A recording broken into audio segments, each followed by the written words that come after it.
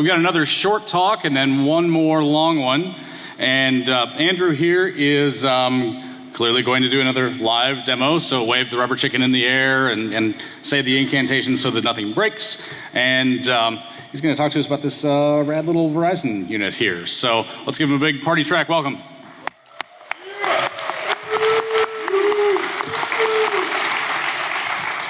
Awesome. Thank you very much. My name is Andrew Hunt, and I'm currently a graduate student at George Mason University, but I also work at BECHTEL. So shout out to my peeps here. Thank you.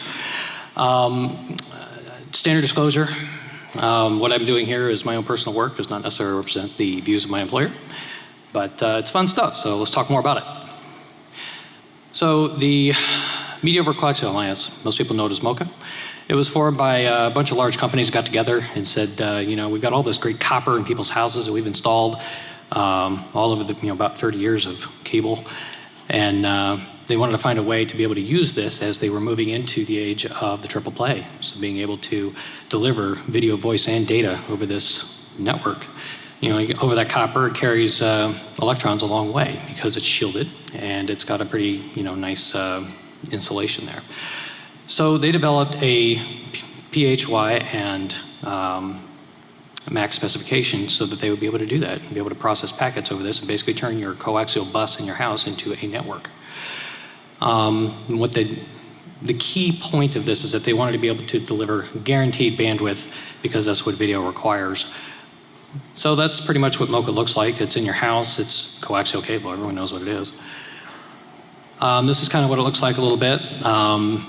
They use, for the PHY level, they're using signaling division orthogonal frequency, division multiplexing. I found this graphic on Wikipedia, but it actually works really well for what they're doing with MoCA and dividing it into two channels. There's a WAN channel and there's a LAN channel.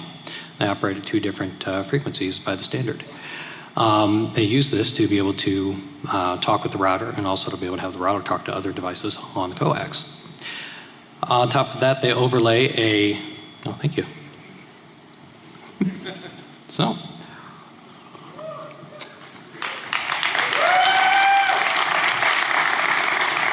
somebody's done the research. There's some pretty good shit. So, the MAC layer is basically over these channels are dividing it up by time, so they can create variable length frames. Which means that they can encapsulate things in them. That could be video, which has fairly big frames, but also Ethernet packets, Ethernet frames. They will encapsulate as well. And running at the standard 100 megabits per second PHY, they can guarantee a sustained rate of 54.65 megabits per second. So consider what your typical Ethernet looks like and the collisions that are going on there. That's actually very good throughput for a 100 megabit rate. They're everywhere. I mean, anywhere you see a DVR set-top box, anywhere you see these routers here, they're using MoCA, which means that it is a great exposure. It's everywhere. You'll typically see these enter the home through something called a wall warts on the outside of your house. This is the one outside of my house that's opened up, but there are also different ones. You might have a little smaller one if you have a cable provider that's bringing it up in. You won't have this big optical network terminator. You'll have just a basically a splitter that splits off to the rest of your house. And so that's a good point of entry. On the inside, you've got this router. So every cable company will give you some kind of a router to be able to parse up these streams and packetize them, read the packets they're sending to you and push it out over the network. They typically have a SPI firewall to divide the inside from the outside, as is standard network security practice. They also have on the left side of this little picture, Keep going. On the left side of this little picture, they've got the coax binder there, the plug, but it actually carries two MoCA nodes. They're called network connectors, NCs. We'll talk more about that later. And then they also provide a MoCA to Ethernet bridge on both of those nodes, which basically allows them to encapsulate the frames onto the coax. So they've now turned your nice coaxial bus in your house into a large Ethernet system. This supports your digital video recorder. So your DVR requires time. You got to be able to schedule those shows and find out when everything is. So that's the prime function of having Ethernet on that, to be able to tell when to record your functions. So, yes, sir. May I borrow the podium for a second? All right. If you're a new speaker, raise your hand. Yes. Awesome. Are you familiar with this tradition? No, I'm not. Really? Do you drink? Yes, I do. Yeah, he brought his own. These are 2,000. Was provided for me. What? I should have a warm-up, shouldn't I? Every new speaker at DEF CON, see, they know this. How do you not know this? Every new speaker at DEF CON does a shot on stage. Okay. All right. How about some love for our new speaker? Cheers. Congratulations. Quick shout out to the guys from Whiskey Pirates. They gave me this. Pretty awesome. I see we have a pirate in the audience. Tell him, right, tell him how you got it. They chained him to a radiator and had their way with him. Some kind of pirate. Oh. Thank you. Oh, we might need that. Okay, so what's just happened here? Let's go back one slide. So what this is doing, this actiontec is bridging your Ethernet and your coaxial bus, which basically means that if you have a coaxial splitter, as most of you do somewhere around your house, that splitter is carrying not only the WAN traffic that is supposed to be going out to the ISP, but they're also carrying your LAN traffic on a different channel. If you'll notice on the left, you see you have a MoCA LAN, an Ethernet LAN, and a wireless LAN. The actiontec router bridges those together, and most of them do. And what that does is just it makes it easier to manage the nodes in the device. Everything can see everything. It's a nice, big, happy broadcast network in the same domain. It's great, except, oops, you can take over all three networks by plugging into that splitter. And if that splitter happens to be outside your house, as this Engadget diagram depicts, but is also similar to the Cox, Comcast, and Verizon default installation guides for field technicians, they want it on the outside of the house because it's easy to maintain and install. So, now that we know that the LAN is exposed, we just walk up and plug in. All we need are a couple of items. So things are usually located here at the utility point of presence. So all I have to do is walk around some houses and look for the utility pole on the outside of your house. Look for that electric box. That's where I'm going to go hunt for it. Yes?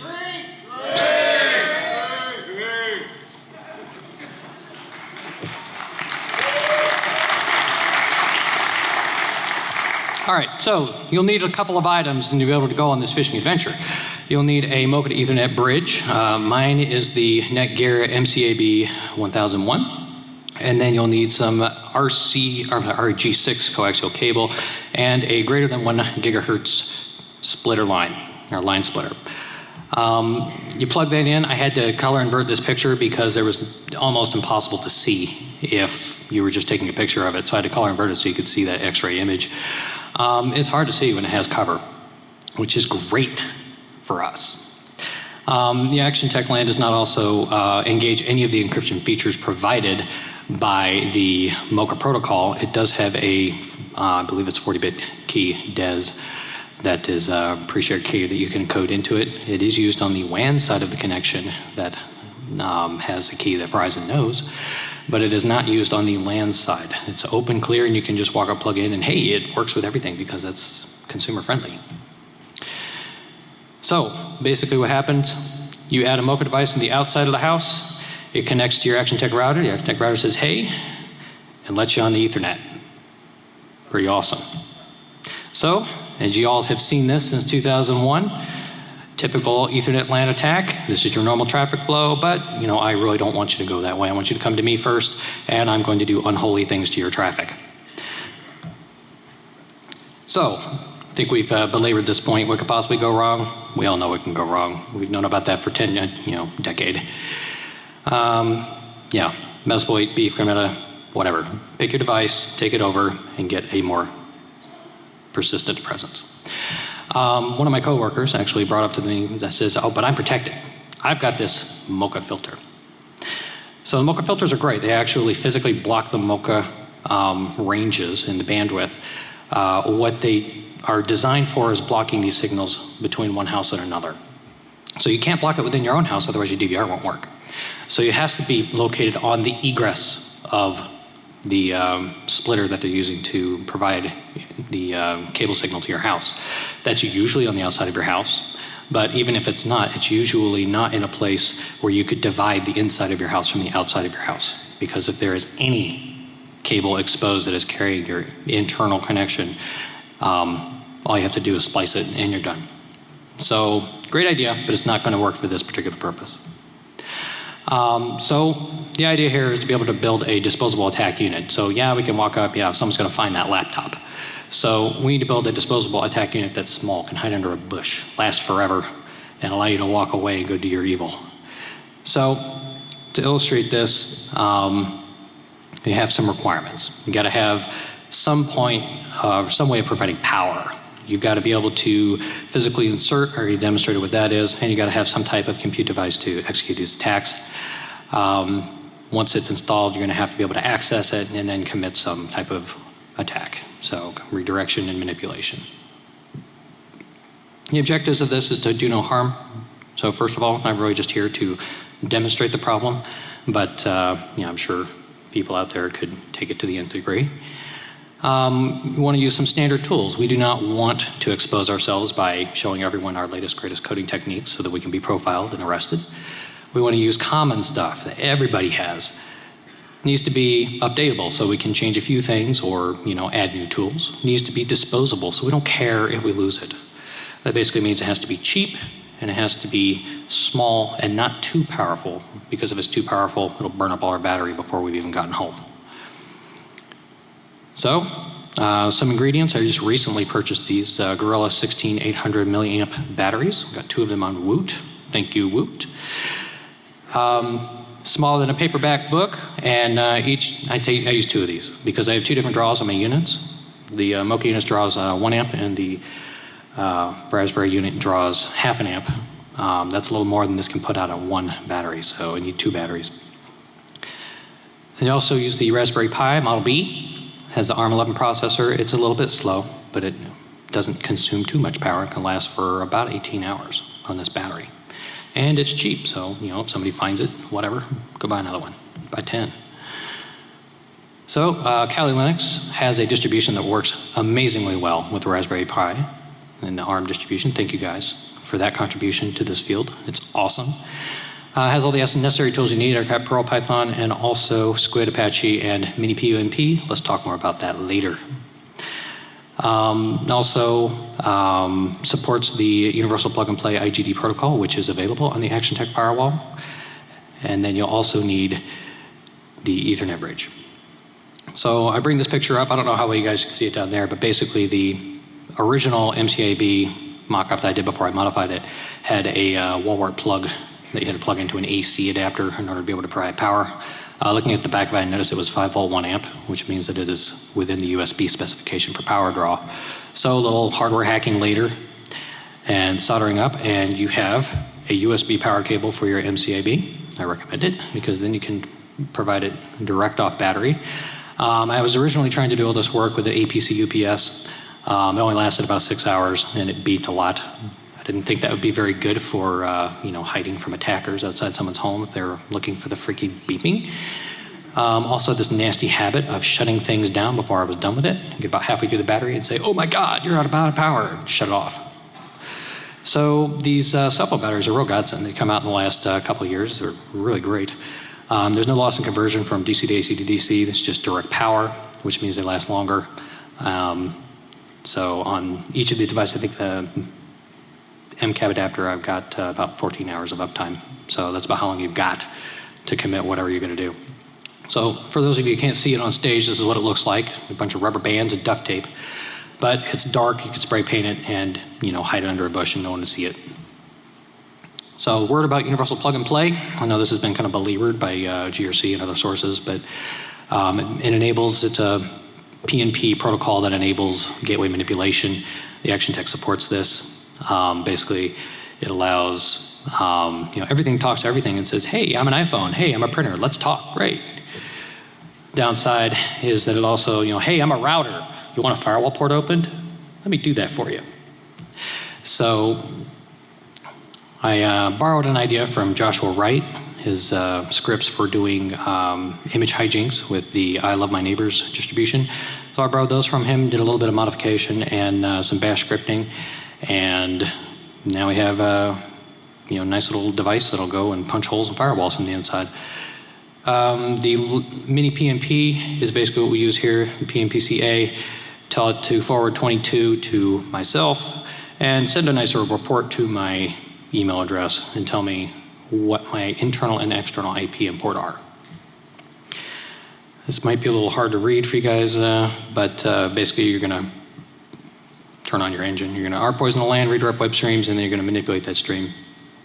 So let's see if it actually works. All right. Should be able to pull that up. Nope. There we go. It's there.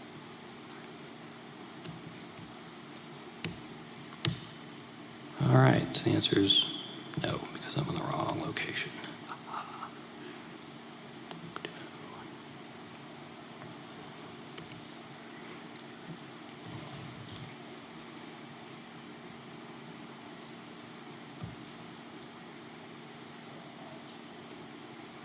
There we go.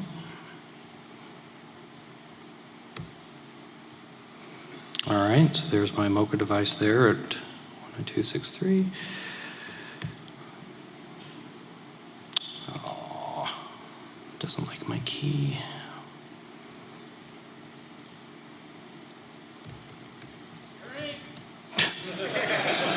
You want me to get through this demo or do you want me to drink?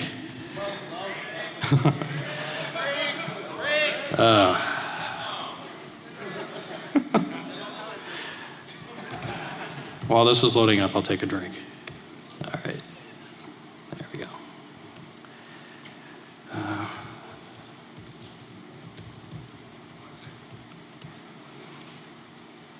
Okay, that's on. And now we have to do one more thing. That one. All right, so let's see. RC local. So what that's doing is just going through its init sequence. Hey, I owe you a drink.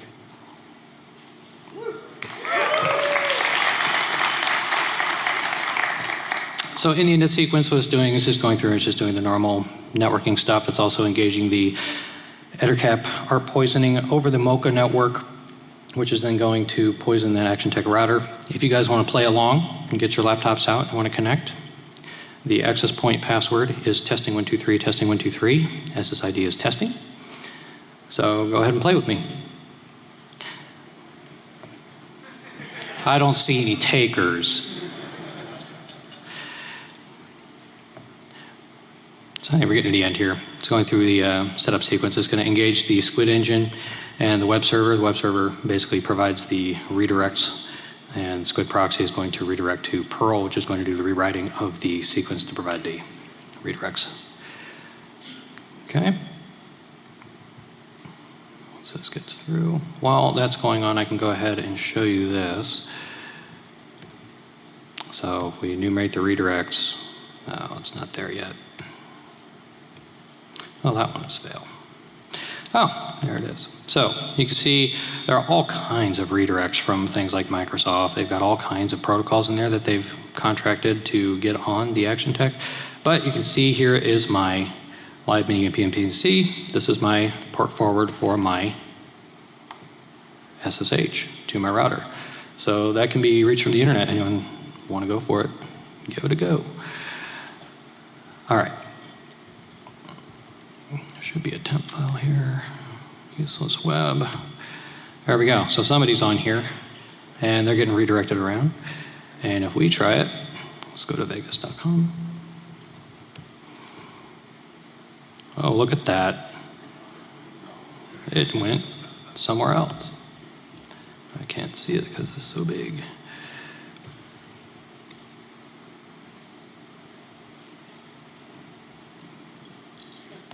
There we go.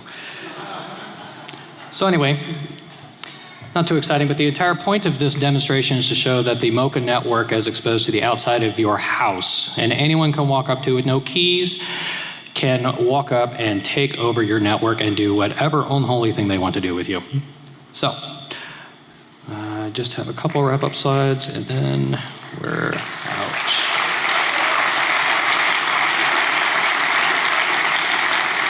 So basically some results from this research. The ARM11 is single core, it's low power draw, but it's also kind of pokey. If you actually do use this, don't try to do any image processing. It's going to show itself pretty quickly, but it's great for injects, redirects, and things like, Chroma display. So tested it with my network at home. It has about a dozen devices on it. Works just fine. It's cheap. It's disposable. It's quick delivery. You could walk up to a house and install this in less than 2 minutes. Walk back to your car, drive away, and you've got all afternoon to do whatever you're going to do. Allows you to find a more permanent backdoor. So, what do we need to do about this? You need to go talk to your ISP. You need to tell them you want them to allow their devices to support better encryption. And since the DVR tends to break when you turn on encryption on that local LAN, you do not want IGD. You want it disabled, turned off, whatever, because you can't turn it off. It's a daemon, and you can't disable it. You want them to stop bridging all your networks together on the same domain and actually have it route so that you can do something with it instead of having it just blab everywhere. So, customers should demand this. You guys should demand this. And so ongoing work on this, we want to be able to detect these MoCA injections, people installing these devices. We want to be able to alert on insertion, but something better than ARPWatch. You can use ARPWatch and see the ARP poisoning that's going on here, but you can't see the MoCA side of it. So we want to be able to see that. So we're currently working with a gentleman named Stephen Brownie, and he's a fellow graduate student of mine, and we're working on a product called Slim, and then integrating that into another Raspberry unit that will face off with this one called CounterPi. Hopefully, we'll be able to demonstrate that soon. Thank you.